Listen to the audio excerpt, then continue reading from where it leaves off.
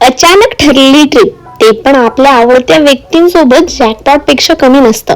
आई वडील, बहीण, तिचा नवरा, आपली फॅमिली सोबत ट्रॅव्हल करणं यासाठीही गुड लक लागतं. खाटू श्यामजीच्या दर्शनाला जाण्यासाठी आम्ही नाशिकहून संध्याकाळी 6 वाजता निघालो आणि रात्री 11ला मम्मी पप्पांकडे पोहोचलो. जेवण वगैरे करून रात्री 12ला आम्ही सर्वजण निघालो.